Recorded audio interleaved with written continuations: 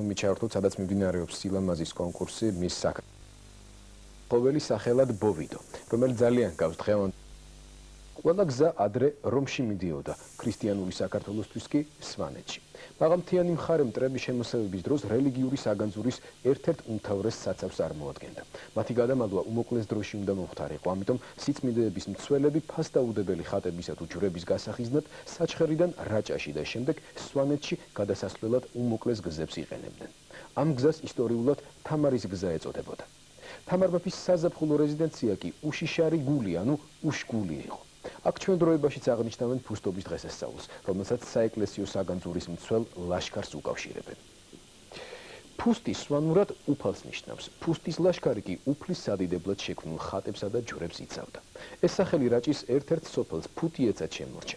ის მეფის რუსეთის დროს საეკლესიო აჯანყების ერთ-ერთი მთავარი ბრძოლის ველი იყო და იმ გზების გადაკვეთაზე მდებარეობს, რომელსაც უფლის ლაშქარი სიწმინდეების გასაღიზნად იყენებდა. 2 საუკუნის შემდეგ თამარის მივიწყებულ გზას ფუსტელი რაინდების ნაკვალევზე დროების გადამღები ჯგუფის წევრები სოსო ბარნაბიშვილი და რამაზ გიორგიშვილიც გაუყვნენ.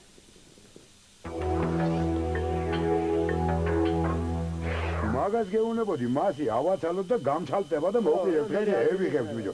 ასე დაჯინებული რა გინდა. ლოდებქვეშ სოფლის ისტორიას რაჭულის იდინჯით ეძებენ. ყველამ გადმოცემით იცის, რომ წარსული გიორგობიანების ოჯახშია ჩამარხული, მაგრამ დანამდვილებით არავინ თუ ზუსტად სადმე აყარეს მას მიწა.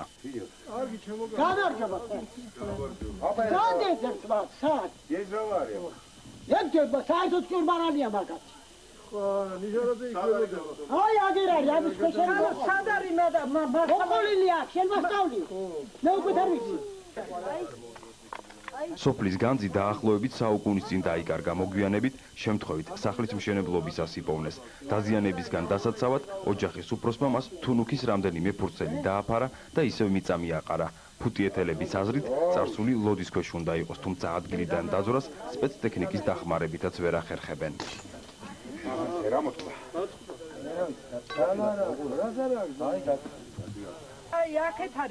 ძიება მარჩიელობა დიდხანს გაგრძელდა, თუნუქის ფურცელიც რამდენიმე საათში გამოჩნდა, მაგრამ არა ნაწვალები ლოდის ქვეშ, არამედ მისგან ოდნავ მოშორებით.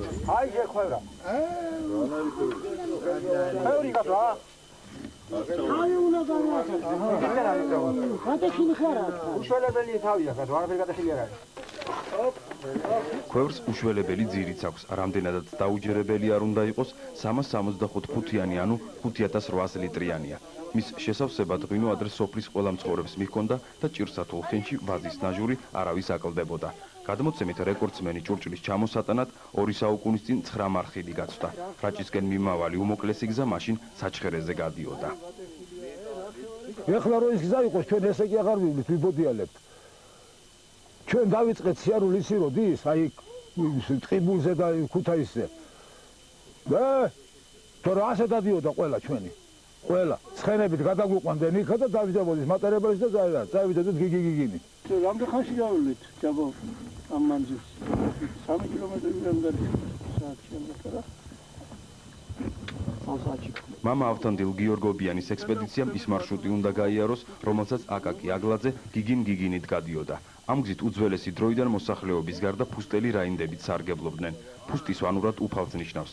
ფუსტის ლაშქარს საეკლესიო სიწმინდეების დაცვა ევალებოდა და მტრის შემოსევების დროს ქრისტიანულ საგანძურს მთაში ხიზნავდა. ეხლა ეს გზაც განა დაგვაბნევს, იმ გზას უერთდება, მაგრამ უფრო ის გზა ჯობია მინდვრებში მიდიდეს. ფუსტელი რაინდების გზების გადაკვეთაზე რამდენიმე ეკლესია იყო აშენებული. ისინი ძირითადად გახიზნული საგანძურის სამალავის ფუნქციას ასრულებდნენ. გზად ერთ-ერთი ასეთი ეკლესიის ნანგრევები გვხვდება.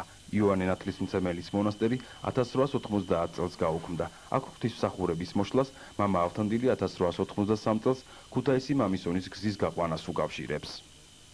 ძირითადად მას სამოძრაო არტერიამ გადაინაცვლა ხეობის გასწვრივ, რიონის ხეობის გასწვრივ და თავისთავად ცხადია ეს გზა უკვე ჩიხში აღმოჩნდა ეს მონასტერიც და ამან ეთყობა იმოქმედა გარკვეულად და ბუნებრივია ამის გამო ფუნქცია მოიშალა და გაუქმებული იქნა ესე ადრე ეს მონასტერი. საჩხერის სოფელმოხვადან დაწყებული ექსპედიცია რაჭის პირველ დასახლებულ პუნქტს 15 კილომეტრში მიაღწევს. ამ მონაკვეთზე გზის გაყვანის შემთხვევაში მანძილი თბილისიდან ამბროლაურამდე თითქმის 100 კილომეტრით შემცირდება. ტყის მჭრელებს ეს საქმე უკვე დაწყებული აქვთ.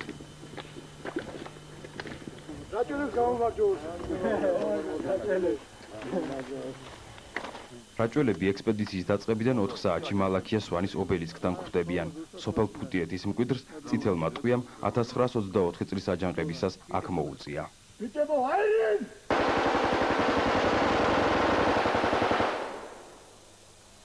სოფელი ფუტიეთი ბერძნულ წყაროებში ჯერ კიდევ პირველ მეშვიდე საუკუნეებშია მოხსენიებული როგორც ფუსტიეთი. ის არც რაჭის ერისთავს ეკუთვნოდა და არც ნიკორწმინდის ეპარქიას და მხოლოდ პატრიარქს ექვემდებარებოდა. ფუსტელი რაინდების ერთ-ერთი უმთავრესი განძსამალავი აქაა აღმოჩენილი. მის ისტორიას თაობებს გადასცემენ. რაც იყო ზემოთ ეს მონასტერი, ზემოთ რაც იდგა ეს მონასტერი, იმის ქვეშ იყო ეს სამალავების სული, ისე რომ ტერმა არ იცოდა ეს რომ მოსულიყვნენ კიდევაც, არა? ამ სამალავებში იმდანაც ვერ იპოვნდნენ და მერე როცა მტერი გადაივლიდა, რა ეს საგანძურები განძი მიქონდათ სვანეთში და ინახავდნენ. ამ ოთახში მამა ავთანდილი ფუტიეთში ნაპოვნ ნივთებს ინახავს. უფლის რაინდების ისტორია რუსულმა ზარბაზანმა შეწყვიტა. ეს არის რუსული ზარბაზნის ყუმბა. ეს არის რუსი კაზაკის ხანჯალი. ნუ ეხლა აქ უკვე არის ყველაფერი აქ არის მოძიებული ადგილობრივი. ადგილობრივი, რა თქმა უნდა, ეს ჩვენია სულ ყველაფერი. კლდისუბნის კოშკებიდან ექსპედიცია მესამე დღეს განახლდა. ფუსტელი რაინდების ნაკვალავი ამბროლაურის რაიონიდან უმოკლესი გზით სვანეთამდე, ქართული სიწმიდეების უმთავრეს განძსაცავამდე მიგვიყვანს.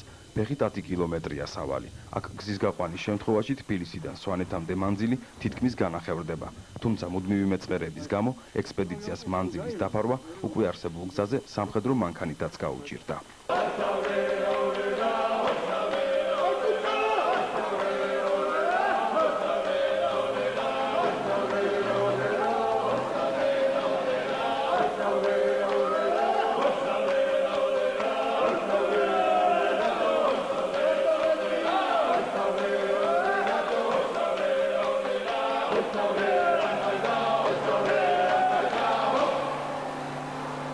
ეს ბოლო საგზაო დაბრკოლება აღმოჩნდა ჩვენთვის. ფუსტელი რაინდების უმაღლესი განსაცავი უშგულშია, თამარ მეფის საზაფხულო რეზიდენციაში.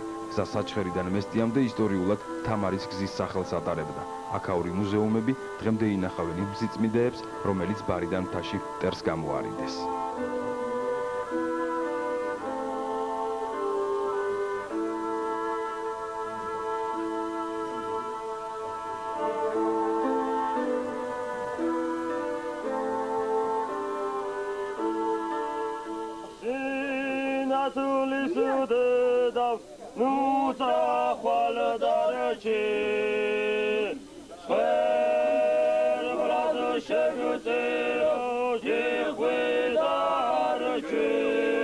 სიმღერას უშგულში ჭედილების შეჭიდება ერწყმის. უძველესი დღესასწაული ფუსტის ეკლესიასთან იმართება. ტრადიციულად სახალხო ზეიმი თიბვის დაწყების სეზონს ემთხვეოდა. ამ დროს ფუსტელთა, ანუ უფლის ლაშქრის ახალი ძალებით შევსება ხდებოდა.